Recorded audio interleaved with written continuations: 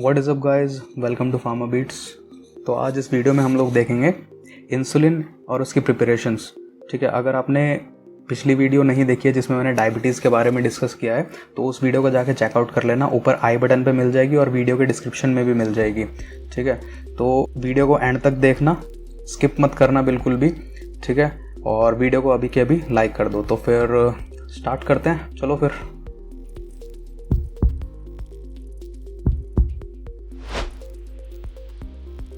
तो सबसे पहले हम बात कर लेते हैं इंसुलिन के टाइमलाइन के बारे में, हिस्ट्री के बारे में थोड़ा देख लेते हैं। इसकी डिस्कवरी किसने करी थी? बेंटिंग और बेस्ट ने इन 1921।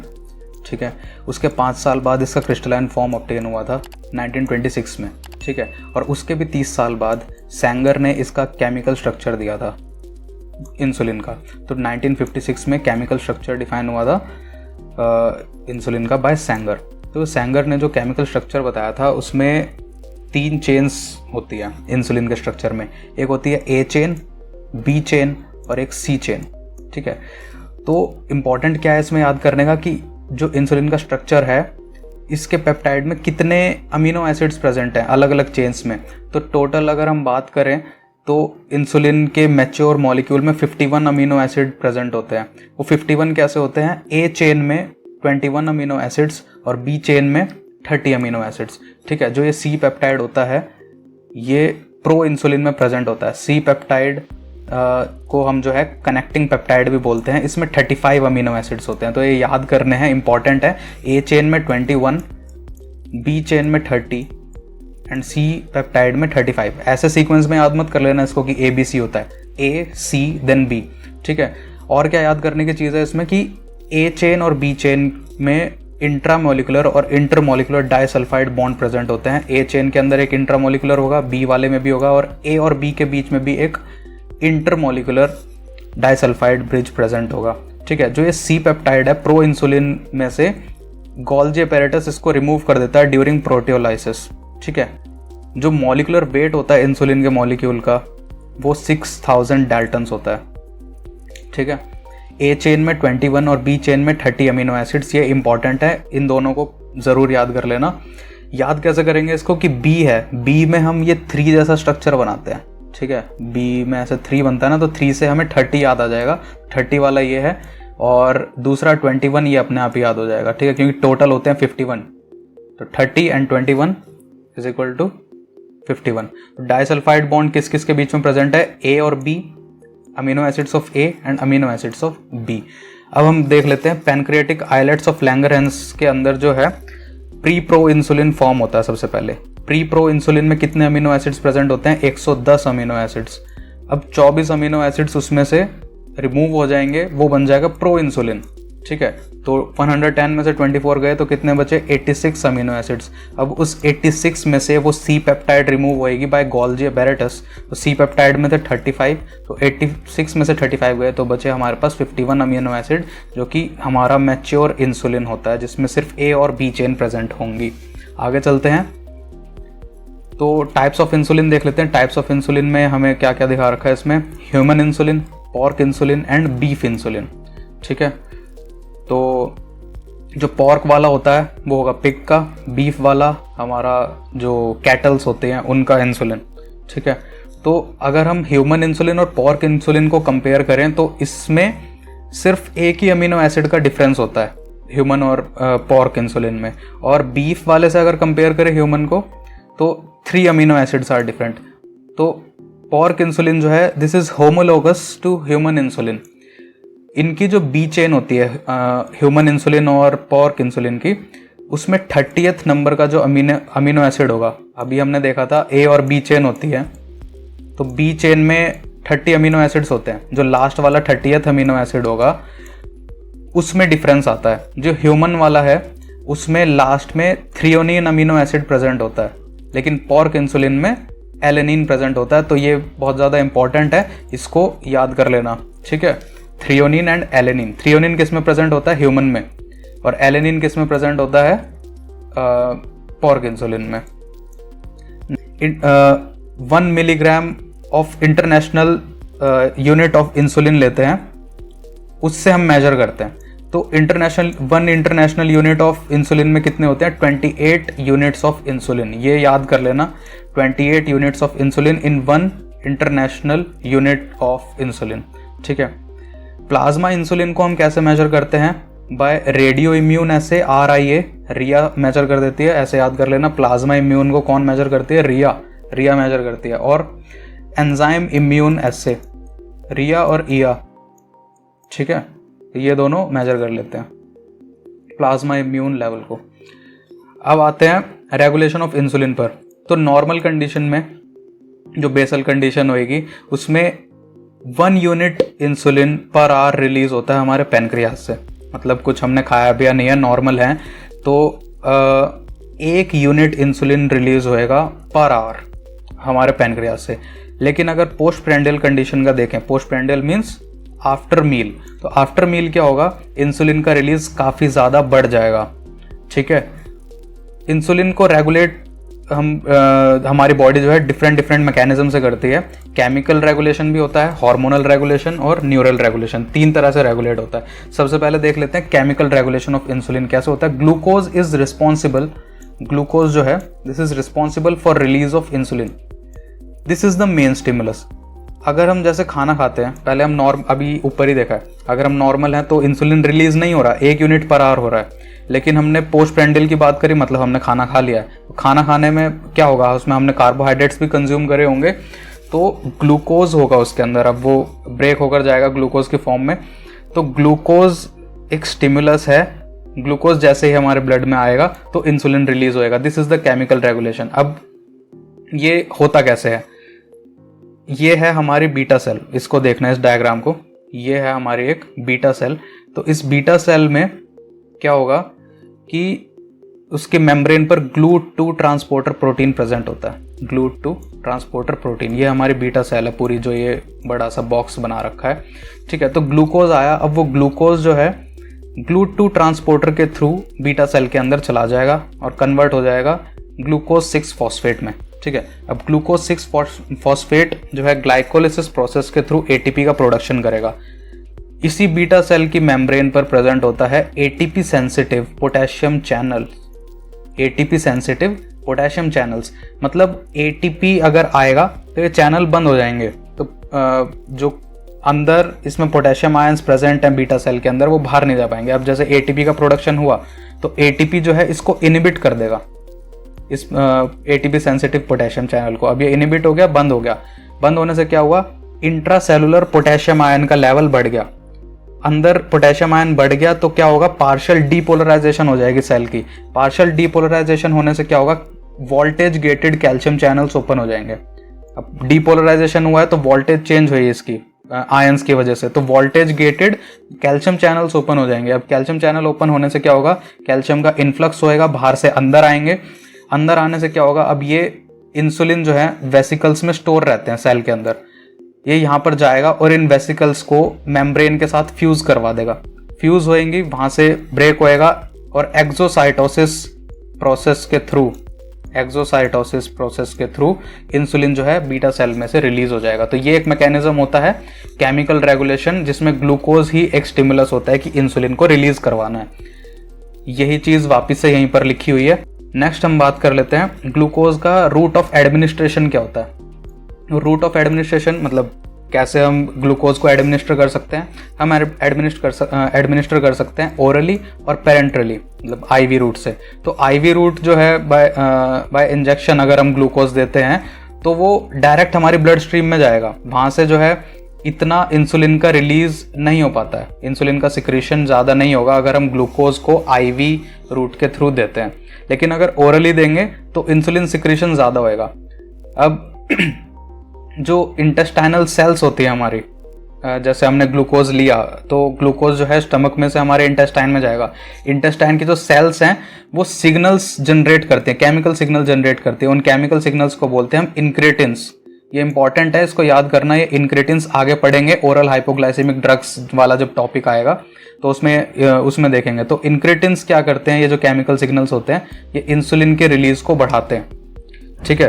तो ये इंक्रेटिन्स में कौन कौन से हमारे पास केमिकल्स आते हैं? एक होता है हमारा GLP-1 एक होता है GIP और एक होता है VIP। GLP-1 is glucagon like peptide 1, ठीक है। GIP is glucose dependent insulinotropic peptide, ये सारे नाम याद कर लेना। And vasoactive intestinal peptide, ये वाला ज़्यादा इंपॉर्टेंट है। GLP-1 ग्लूकागोन लाइक पेप्टाइड 1, यहाँ पर ग्लूकोज नहीं है, यहाँ पर ग्लूकोज है, कंफ्यूज मत होना। जिसमें 1 आएगा उसमें लास्ट में ये ON आएगा, मतलब 1, ठीक है। एक E और लगा देंगे तो एक ग्लूकागोन बन जाएगा। तो इस चीज़ से हम याद करेंगे कि यहाँ पर 1 है तो यहाँ पर भी 1 ही आएगा। 1 means own, glucagon like peptide 1। बात करते हैं हार्मोनल रेगुलेशन की। हार्मोनल रेगुलेशन कैसे होता है, सिंपल सा है ये, इसमें डायग्राम में कंफ्यूज मत होना, मैं सिंपली बता देता हूँ कि जैसे बीटा सेल और अल्फा सेल क्या करते हैं। बीटा सेल से रिलीज होता है इंसुलिन और एक दूसरा केमिकल होता है amylin, and alpha cell release करता है ग्लूकागोन और डेल्टा सेल रिलीज करते हैं सोमेटोस्टैटिन।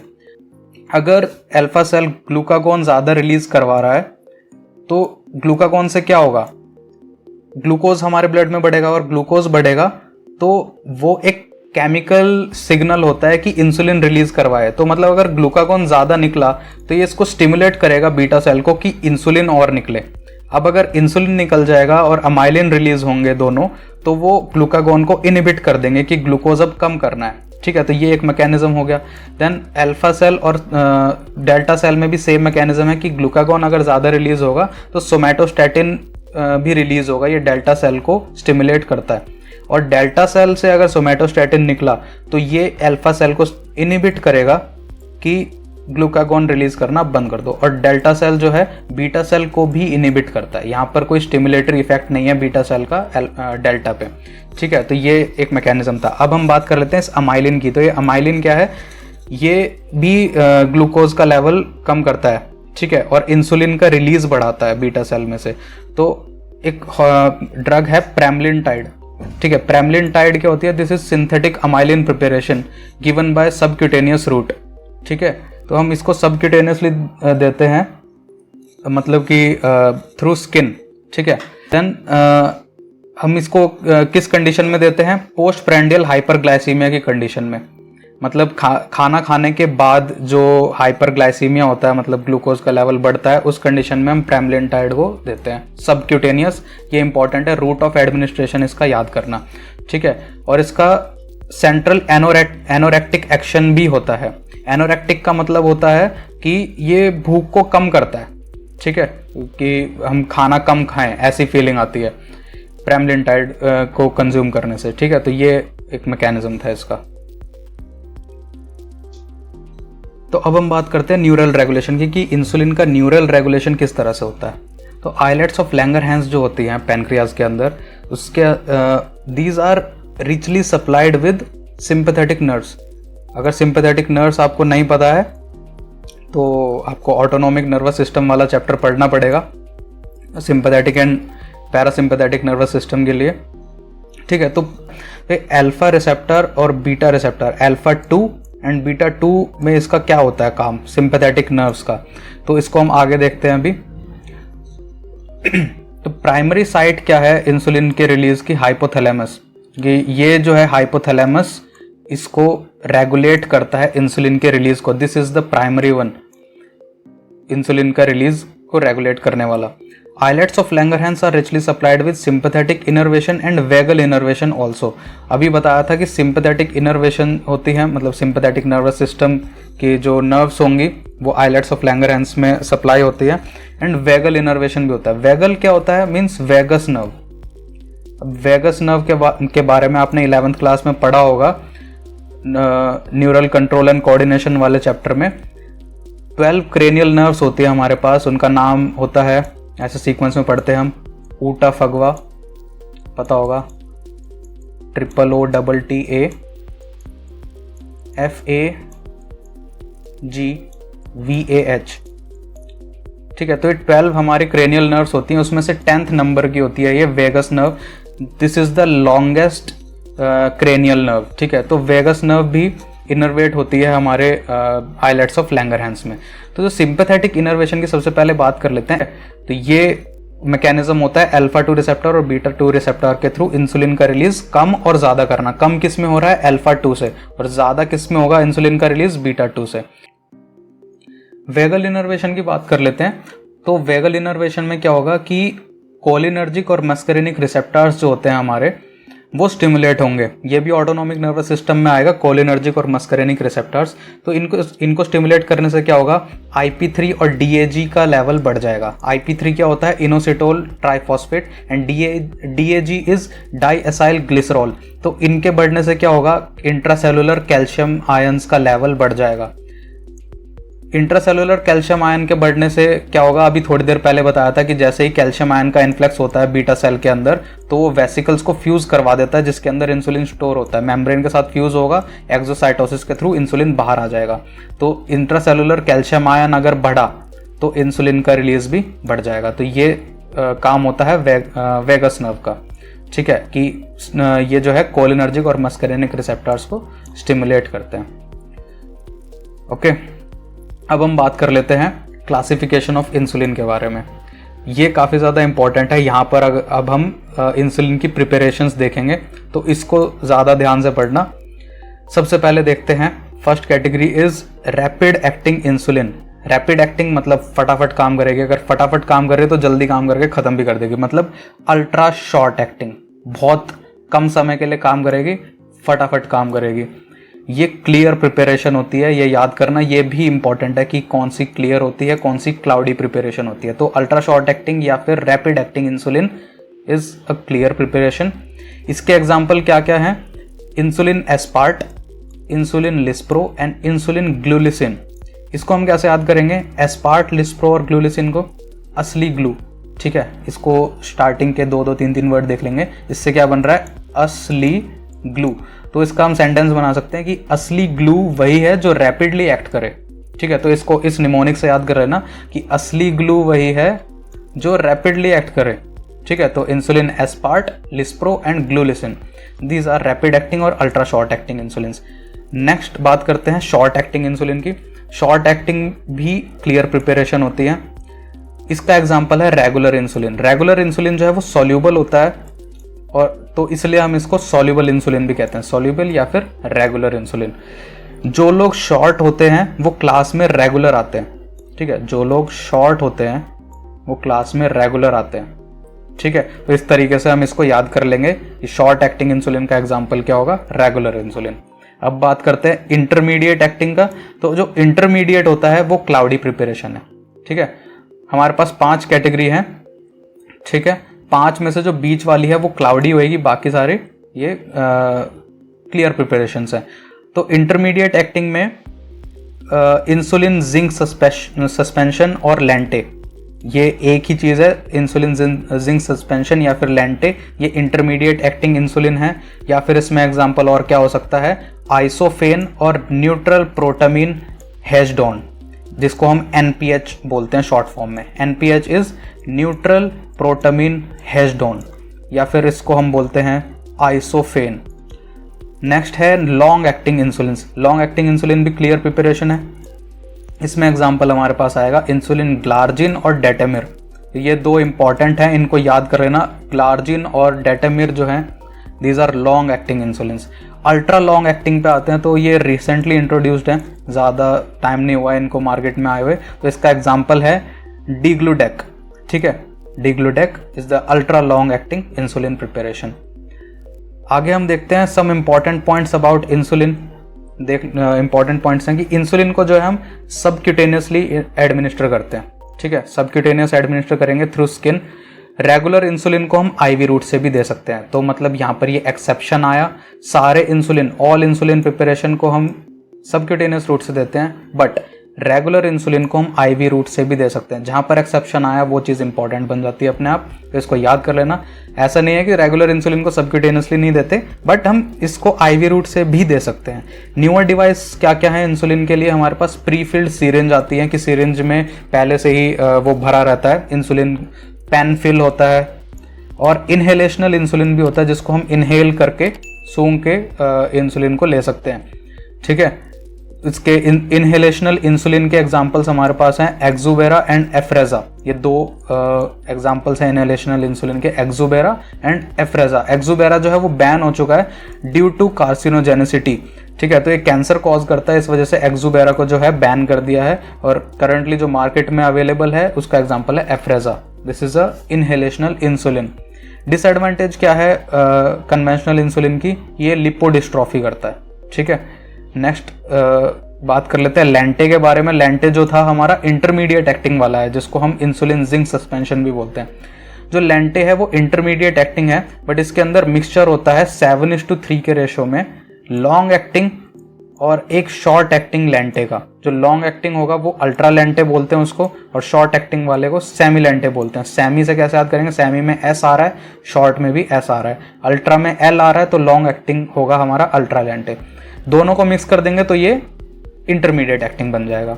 जो अल्ट्रा लेंटे है लॉन्ग एक्टिंग वाला, this is present in crystalline form and semi lente is present in amorphous form.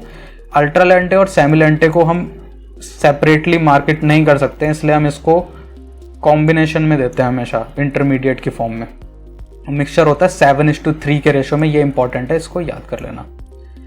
Next देखते हैं अब हम ह्यूमन इंसुलिन के बारे में। ह्यूमन इंसुलिन जो है वो 1980 में प्रिपेयर किया था by rDNA technology, recombinant DNA technology in Escherichia coli bacteria. ठीक है।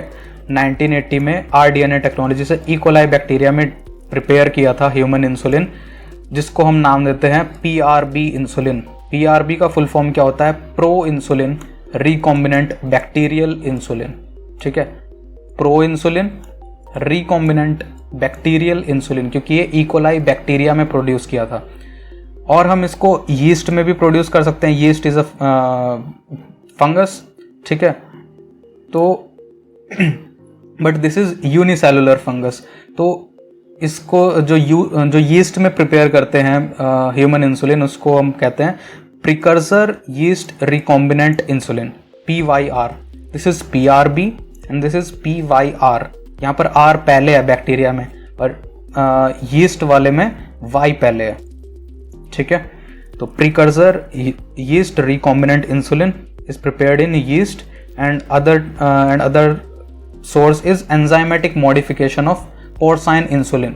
ठीक है। जो पिग का जो इंसुलिन होता है पोर्साइन इंसुलिन, उसमें हम एंजाइमेटिक मॉडिफिकेशन करते हैं, जो कि पहले बताया था कि बी चेन के 30th अमीनो एसिड पर जो डिफरेंस होता है कि ह्यूमन इंसुलिन में थ्रियोनिन प्रेजेंट होता है और पोर्क इंसुलिन में हमारा एलेनिन प्रेजेंट होता है। तो उसमें हम मॉडिफिकेशन करके, एंजाइमेटिक मॉडिफिकेशन करके पोर्साइन इंसुलिन को भी एडमिनिस्टर कर सकते हैं। इसको हम बोलते हैं EMP, enzymatic modification of porcine insulin.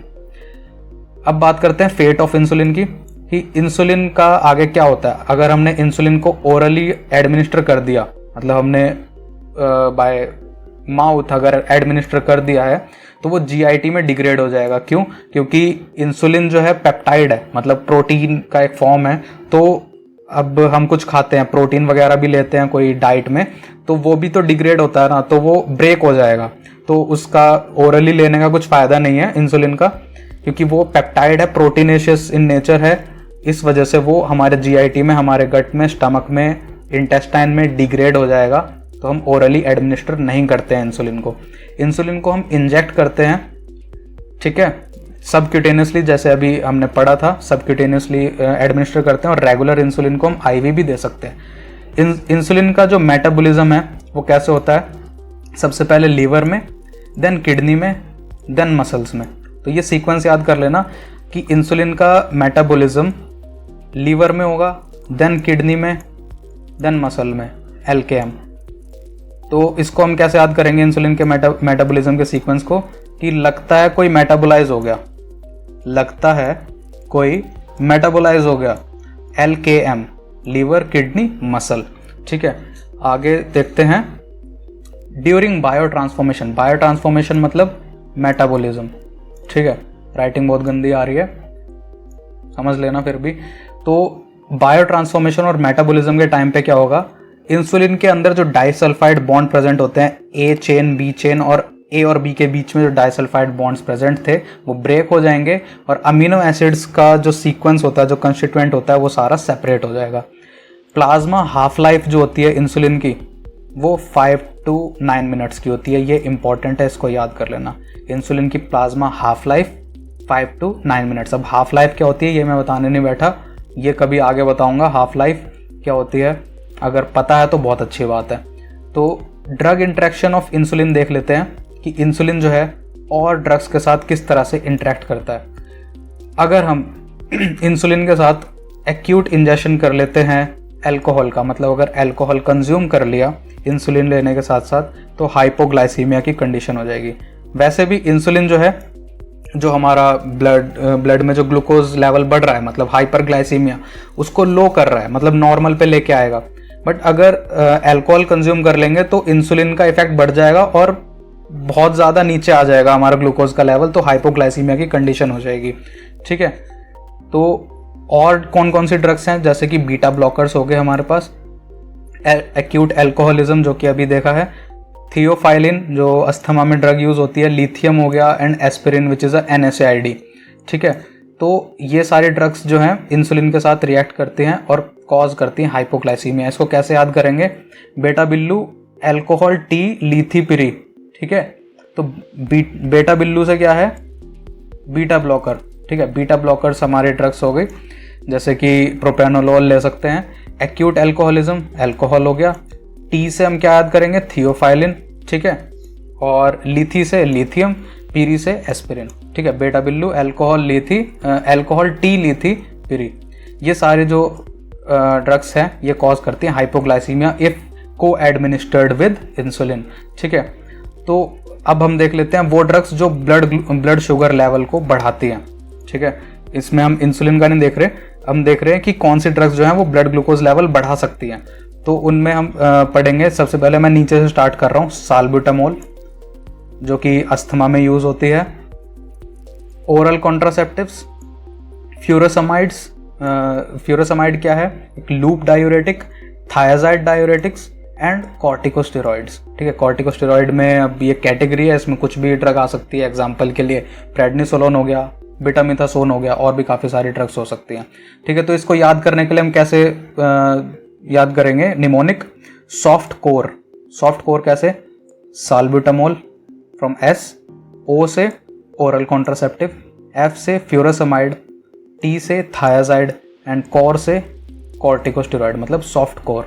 ठीक है, तो कॉर्टिकोस्टेरॉइड, अब ये मत देख लेना कि अगर एग्जाम में प्रेडनिसोलोन आ गया या फिर बीटामिथासोन, डेक्सामेथासोन, ठीक है, हाइड्रोकॉर्टिसोन, ये सारे ड्रग्स आ गए, तो ऐसा नहीं है कि कोर वर्ड स्टार्टिंग में नहीं है तो तुम उसको मार्क नहीं करोगे। तो ये वाली सारी ड्रग्स हैं जो ब्लड शुगर लेवल को बढ़ाती हैं। ठीक है, तो ये था हमारा इंसुलिन के बारे में। अब नेक्स्ट वीडियो में हम बात करेंगे ओरल हाइपोग्लाइसीमिक ड्रग्स के बारे में, जो कि हमारा डायबिटीज़ का लास्ट टॉपिक है।